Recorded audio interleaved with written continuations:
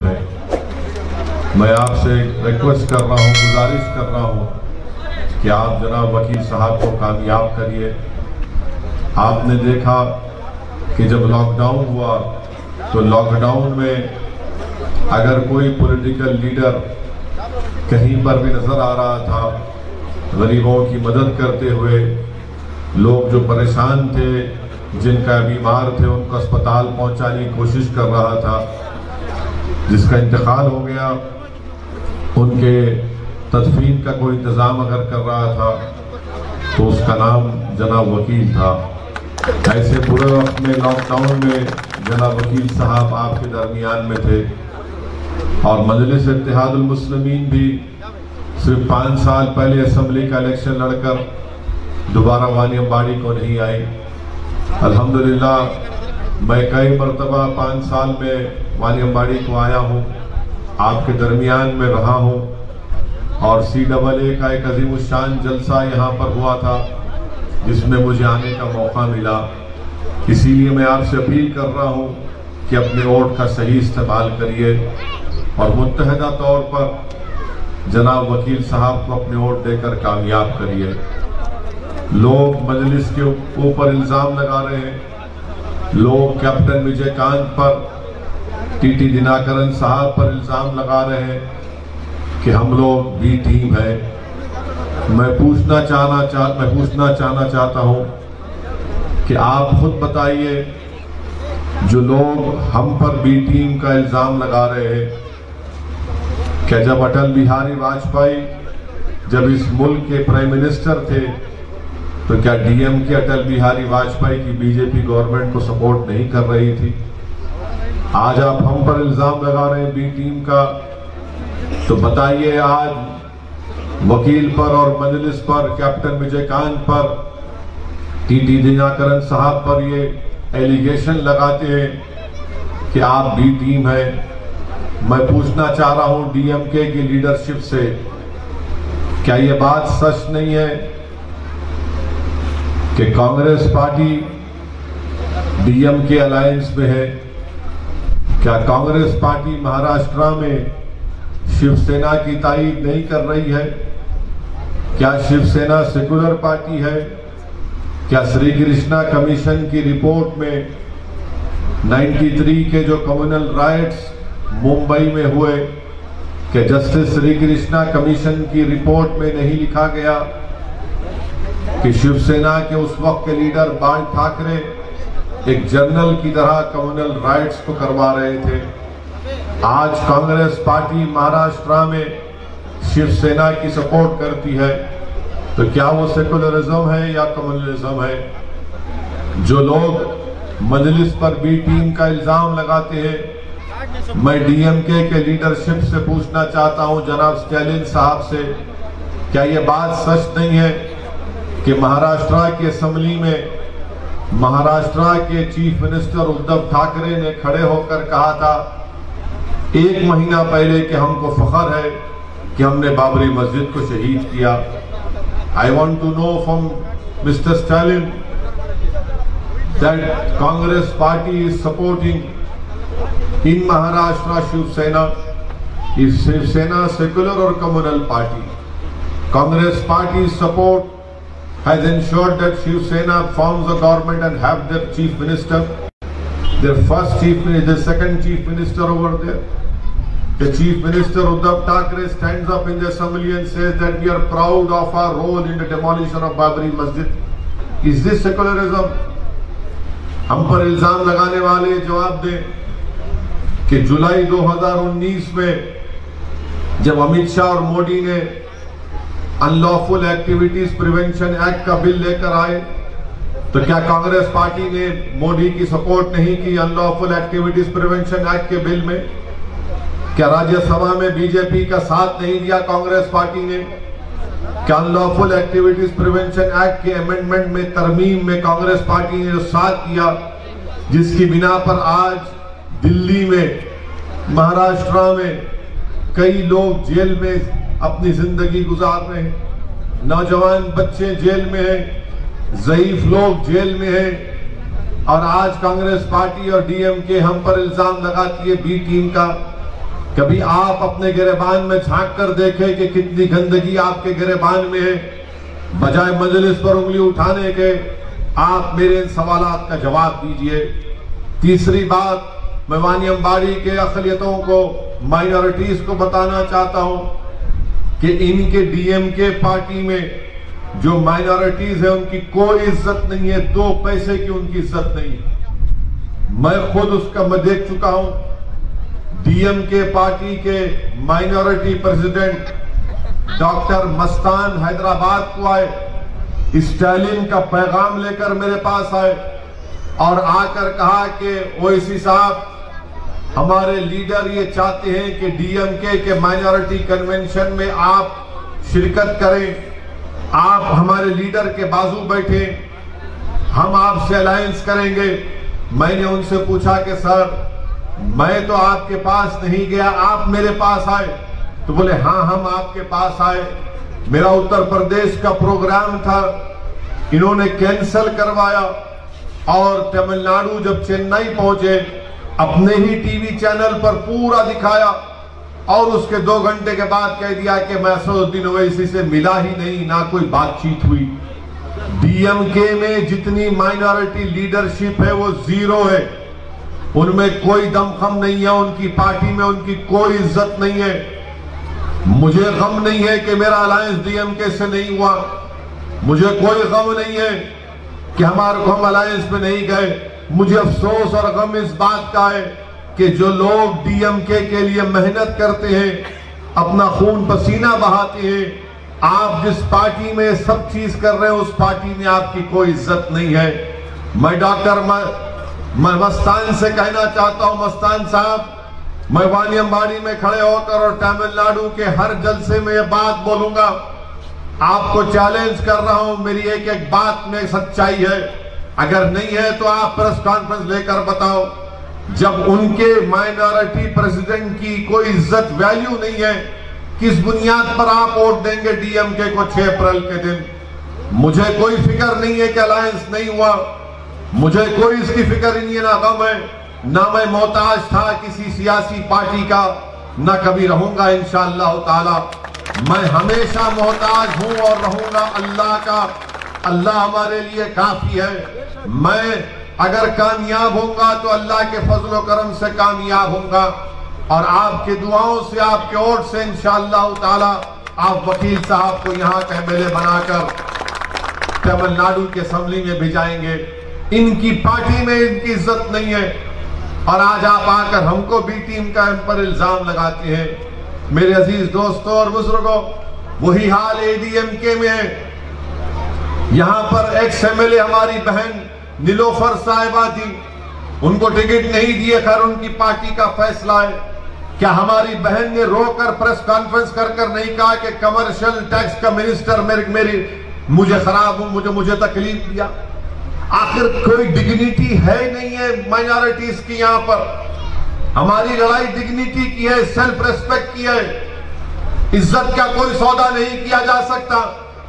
इसीलिए मैं आपसे अपील करने आया हूं कि आप मुत्तहदा तौर पर इस अलायंस के उम्मीदवारों को कामयाब करिए।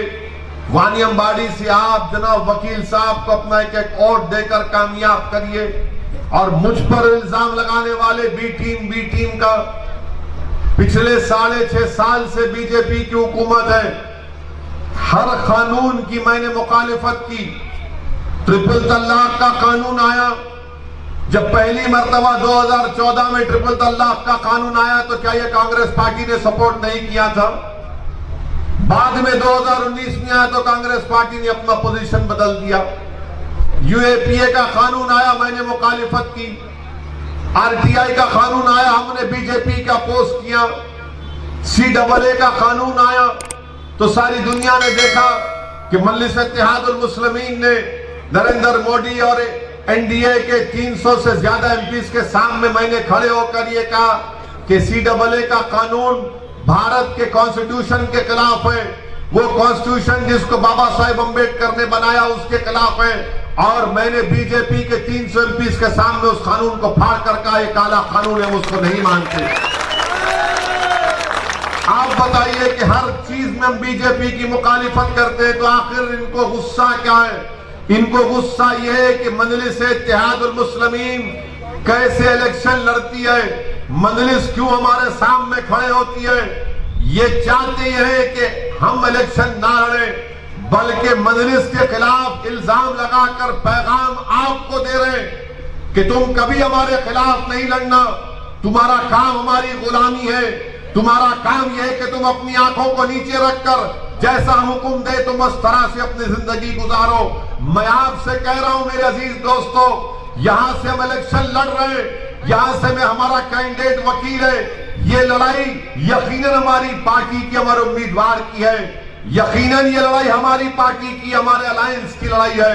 मगर याद रखिए ये लड़ाई मुस्तकबिल की लड़ाई है। मुस्तकबिल की लड़ाई इसलिए कि कोई जिंदगी का भरोसा नहीं, कल आज मैं हूं कल नहीं रहूंगा, मगर मेरी कोशिश ये कि मेरी इस दुनिया से चले जाने के बाद भी आपकी आवाज, आपकी सियासी ताकत बरकरार रहे। और उस काम के लिए आपसे अपील करने आया हूं कि 6 तारीख के दिन आप अपना एक वोट जनाब वकील साहब के अपने इस्तेमाल करें। याद रखिए बगैर पॉलिटिकल आवाज के, बगैर पॉलिटिकल लीडरशिप के आपको कोई नहीं पूछने वाला है। आपसे मैं अपील कर रहा हूं कि डर की बुनियाद पर नहीं, डर की बुनियाद पर वकील को वोट मत दीजिए, किसी पार्टी को वोट मत दीजिए। उम्मीद की बुनियाद पर पूरे पुरुम्मीद होकर आप अपना एक वोट जनाब वकील साहब को दीजिए। हमारी लड़ाई हिस्सेदारी की लड़ाई है, हमारी लड़ाई हमारी डिग्निटी की लड़ाई है, हमारी रेस्पेक्ट की लड़ाई है। इस पर कोई किस्म से कॉम्प्रोमाइज नहीं किया जा सकता।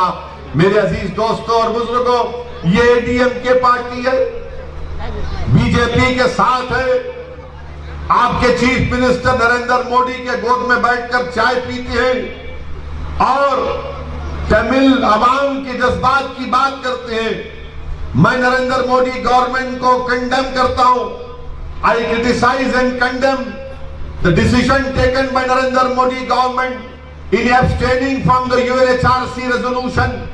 They should have completely supported that resolution which was moved against the Sri Lankan government which committed atrocities on Sri Lankan Tamils. ये नरेंद्र मोदी की हुकूमत ने आज रेजोल्यूशन में एब्सटेन हो गए। क्यों एब्सटेन हुए? इसलिए एब्सटेन हुए कि ईस्टर्न टर्मिनल का कॉन्ट्रैक्ट नरेंद्र मोदी के चाहने वाले को मिल रहा है। आज आप बताइए, बड़ी बड़ी तमिल अवाम से हमदर्दी की बातें हमारे देश के प्राइम मिनिस्टर करते हैं, मगर जहां पर हमदर्दी दिखाने का वक्त आया वहां पर नरेंद्र मोदी एब्सटेन हो गए। मेरे अजीज दोस्तों और बुजुर्गों, हर महाज पर बीजेपी एडीएमके की गवर्नमेंट नाकाम साबित हो रही है। आप जब 6 तारीख को वोट डालने जाएंगे तो मेरी आपसे गुजारिश है कि अपने गैस के सिलेंडर को देखिए, उसकी कीमत कितनी बढ़ चुकी है। पेट्रोल 100 रुपये हो चुका है, डीजल करीब 90 रुपये हो चुका है, और नरेंद्र मोदी कह रहे हैं कि सबका साथ, सबका विकास, सबका विश्वास। कोई देश में कोई पॉलिसी नहीं है, महंगाई बढ़ते जा रही है, बीजेपी के पास कोई प्रोग्राम नहीं है। एडीएमके और बीजेपी मिलकर तमिलनाडु में हिंदुत्व को प्रमोट करना चाहती है, और अगर कोई बीजेपी को, एडीएमके को सही पॉलिटिकल तरीके से कोई उनका मुकाबला कर सकता है तो वो दिनाकरन की अलायंस और उसकी तमाम पार्टीज कर सकते हैं। आज तमिलनाडु की सियासत में कभी 2 ही पॉलिटिकल पार्टी थे, आज पहली मर्तबा एक तीसरा पॉलिटिकल फॉर्मेशन आया है। मेरी आपसे गुजारिश है कि आप इस पॉलिटिकल फॉर्मेशन का साथ दीजिए, आप आगे बढ़िए, बेखौफ होकर अपने वोट का इस्तेमाल करिए। अरे जो हमको बी टीम की बात कर रहे, क्या पार्लियामेंट इलेक्शन में हम किसका सपोर्ट कर रहे थे?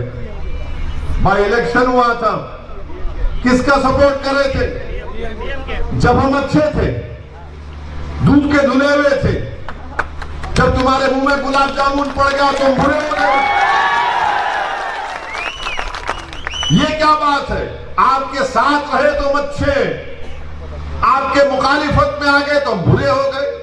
मकसद क्या है कि तुम हमारी गुलामी करो, तुम्हारे को कोई अख्तियार नहीं है कि हमारे सामने खड़े होकर कौन है वकील। ये मेरे अजीज दोस्तों और बुजुर्गों, ये इनकी हिपोक्रेसी है, ये इनकी मुफाद परस्ती है, इनका अपॉर्चुनिज्म है। इसीलिए हम आपसे कह रहे हैं कि आपको अपनी पार्टी के कैंडिडेट को कामयाब करना है। आज मुस्लिम माइनॉरिटी का पॉपुलेशन तमिलनाडु में 6-7% के दरमियान में। मेरे सवाल का जवाब दो डीएमके वालों, क्या बात है कि 6-7% पॉपुलेशन है और 11% जेलों में मुस्लिम माइनॉरिटी का जिम्मेदार कौन है? 11% है। आप बताइए इसका जिम्मेदार कौन है? वानियम्बाड़ी में बच्चों का स्कूल नहीं है, 6-6 किलोमीटर दूर जाना पड़ता स्कूल के लिए।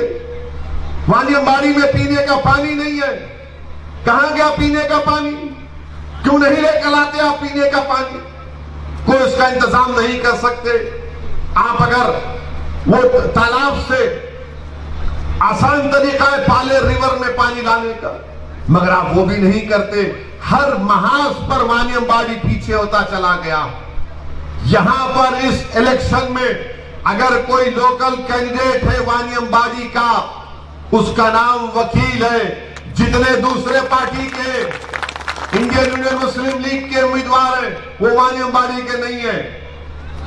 वो वानियम्बाड़ी से उनका कोई ताल्लुक नहीं है। उनको वानियम्बाड़ी के गलियां ने, वहां जितना मेरे को मालूम वानियम्बाड़ी उनको ताबी नहीं मालूम है।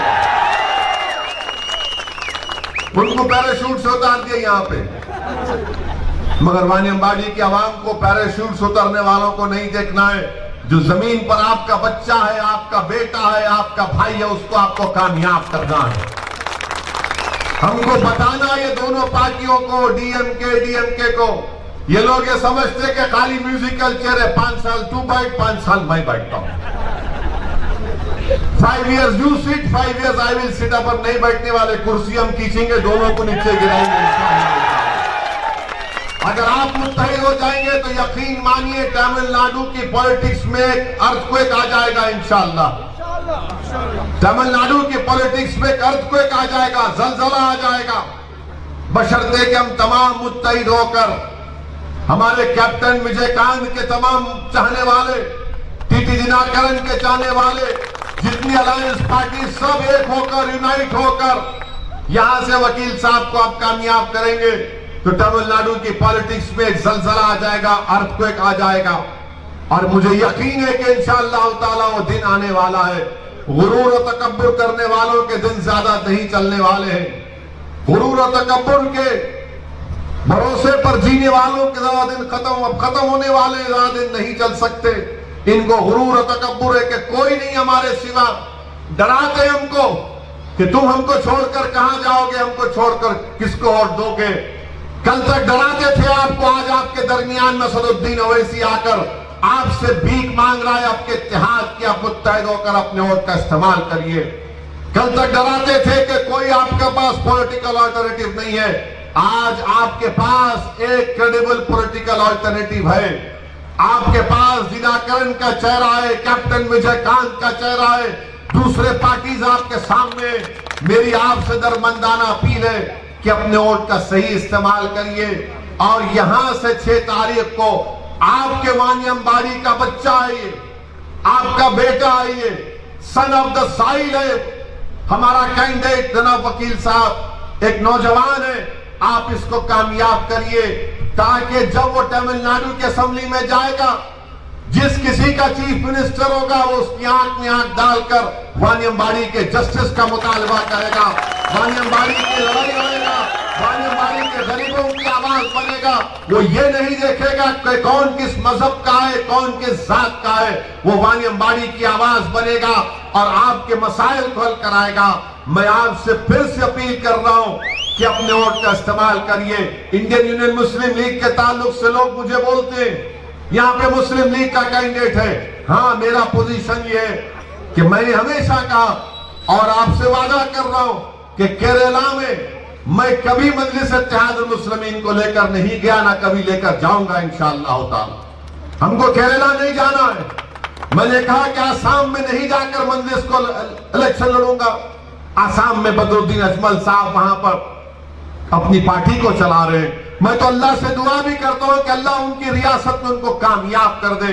मगर यहां पर क्या मुस्लिम लीग में, आप बताओ, मैं मुस्लिम लीग के लोगों से तनकीद नहीं कर रहा हूं, मैं उनसे पूछ रहा हूं कहां है आपके पास बनात वाला, कहां है आपके पास सुलेमान सेठ, कहां ये लोग बताओ, आपके पास कहां चले गए ये लोग?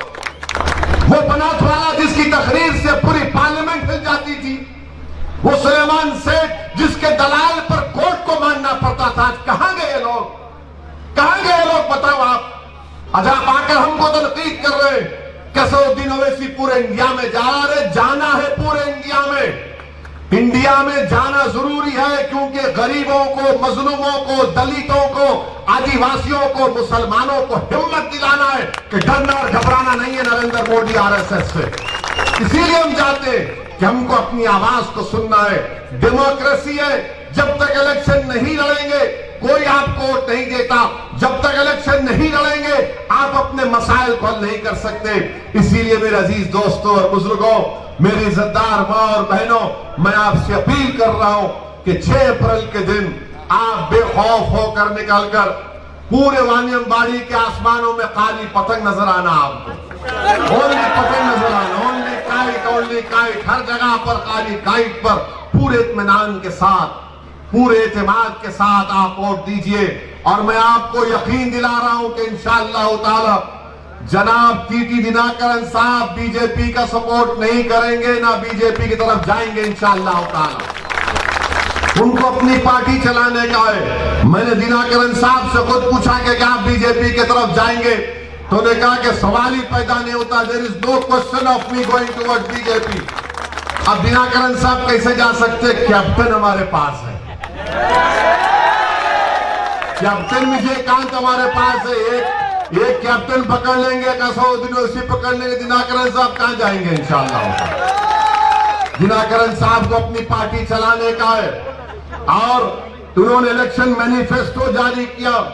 आप बताइए क्या डीएमके ने क्या कहा इलेक्शन मैनिफेस्टो? आप पढ़िए, आपको पेज नंबर बोलता हूं, पेज नंबर 9 में लिखा गया कि वानियमबाड़ी में यहां पर बहुत फॉरेन एक्सचेंज आता है, यहां के इंडस्ट्रीज से, यहां पर रोड बनाई जाएंगी, पावर सप्लाई अनइंटरप्टेड होगा, पीने का पानी का इंतजाम होगा, हेल्थ फैसिलिटीज होंगे, गेस्ट हाउस बनाया जाएगा। ये वादा है हमारा आपसे इंशाअल्लाह ताला वानियमबाड़ी की आवाम के लिए। हमने वादा किया कि वो जो 40 मुसलमान जो लाइफ कॉन्विक्ट जेलों में सड़ रहे हैं, जिसको तमिलनाडु के चीफ मिनिस्टर ने एनजीआर के सेंटेनरी 100 साला सेलिब्रेशन में उन्होंने सबको छोड़ा, ये 41 मुस्लिम को नहीं, प्रिजनर्स को नहीं छोड़ा। हम वादा कर रहे हैं कि उनको छुड़ाया जाएगा। एएमके ने वादा किया कि मुसलमानों को 5% रिजर्वेशन होगा।